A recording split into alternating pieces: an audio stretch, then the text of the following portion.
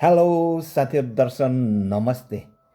एमसिसीको बारेमा विश्व लिम्बू सरको ब्रोडकास्टमा डाक्टर आहुतिले के भन्दै हुनुहुन्छ त?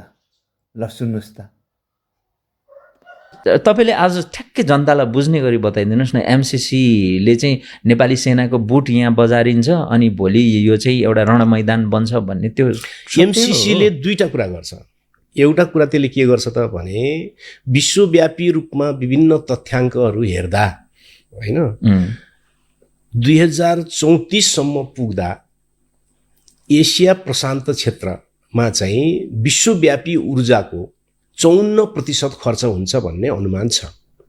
यसैको लागि यही हिन्द प्रशान्त क्षेत्रमा ओके हैन 54% ऊर्जा चाहिँ यहाँ खर्च हुन्छ भनेपछि त्यो त ठुलो ऊर्जा खर्च हुने भयो। यहाँ पछि त्यो त बेच्न पर्यो। त्यो ऊर्जा कहाँबाट ल्याएर बेच्ने त भनेपछि एउटा ऊर्जा मध्येको एउटा हो जलविद्युत। जलविद्युत मध्ये नेपाल चाहिँ एउटा ठुलो सम्भावनाको देश भयो भनेपछि 34 सम्ममा यो हिन्द प्रशान्त क्षेत्रमा 54% ऊर्जा खपत हुन्छ भनेपछि त त्यसको व्यापार गर्न त आउने भयो बहुराष्ट्रिय कम्पनीहरू हैन। भनेपछि यहाँको बिजुली चाहिँ बहुराष्ट्रिय कम्पनीको हातमा लानु पर्यो।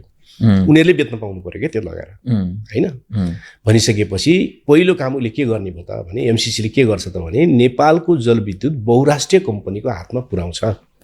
एक नम्बर जस्तो कि त्यसको परियोजना हेऱ्यो भने थाहा हुन्छ नि हैन। उसले चाहिँ जलविद्युत उत्पादनमा लगाउने हो त उसले पैसा छैन लगाएको। उसले कहाँ लगाउँछ त? पोल गाड्छ हैन त।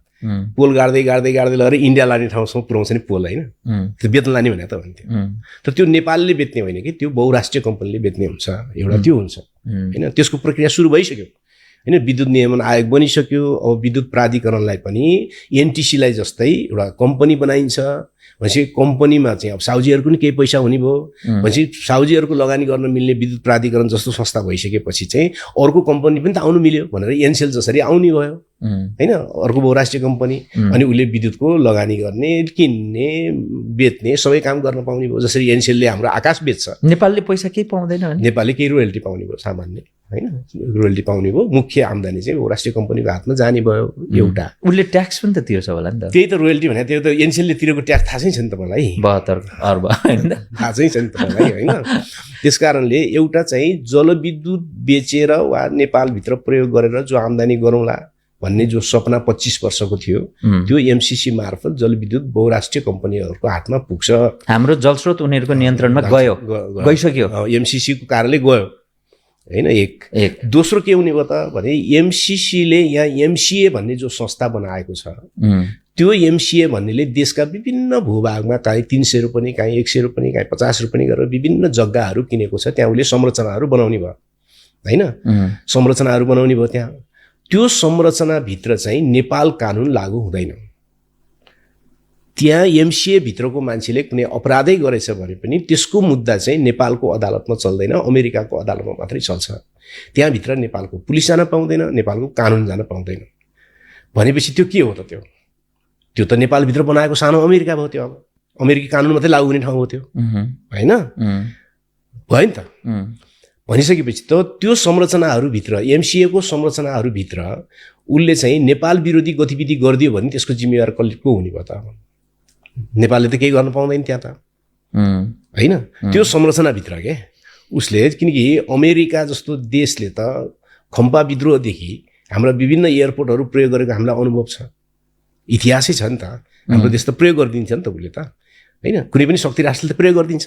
हामी त यहाँ त सन्धि गरेरै के दिने हो त भने उसले जति जग्गा किन्छ उसले बनाएको संरचनाभित्र चाहिँ नेपालको कानुन लागू नहुने गरी उसले त्यो प्रयोग गर्न पाउँछ भनिसकेपछि त नेपालभित्र अमेरिका बनेको पनि नि त। अब त्यहाँभित्र आएर उसले चाहिँ गडबडी गरिदियो भने यदि अर्को देशको विरुद्ध त्यहाँभित्रबाट गडबडी गरिदियो भने त अर्को देशले गडबडी हामीलाई चाहिँ घानमा पार्ने भयो कि पार्नु भयो नि त? पार्ने भयो नि त। एक त हाम्रो देशभित्र खडा हुने संरचनाभित्र हाम्रो देशकै कानुन नलाग्ने भयो क्या त्यो। भनेपछि हामी कहाँ खोज्न जाने त? त्यहाँको गडबडी गरेर। भनेपछि यसले चाहिँ विभिन्न शक्ति राष्ट्रहरूले यो देशलाई चाहिँ प्रयोग गरेर हामीलाई चाहिँ युद्धको घानमा वा अर्को चाहिँ कुनै समस्याको घानमा पार्नको निम्ति बाटो खोल्यो त्यसले। यो त डरलाग्दो कुरा हो। यो दुईटा कुरा हुनेवाला छ एमसिसीको कारणले। एउटा हाम्रो प्राकृतिक स्रोत जलस्रोतबाट आउने ऊर्जा बहुराष्ट्रिय कम्पनीको हातमा जाँदैछ। अर्को चाहिँ एमसिए मार्फत बन्ने संस्थाहरू जति संरचनाहरू छन् त्यहाँभित्र नेपाल कानुन लागू नहुने भएको हुनाले, त्यहाँ एमसिसीको मात्रै कुरा लागू हुने भएको हुनाले, अमेरिकी कानुन मात्रै लागू हुने भएको हुनाले यदि अमेरिकाले होइन त्यस मार्फत केही गडबडी गर्यो भनेदेखि चाहिँ त्यसको घानमा त हामी पर्ने भयो। हो साथीहरू, कस्तो लाग्यो एमसिसी के रहेछ भन्ने बारेमा हजुरहरूको विचार के छ, हजुरहरू पनि बुझेको कुरा छ भने तल कमेन्टमा भर्नु होला है। हस् त।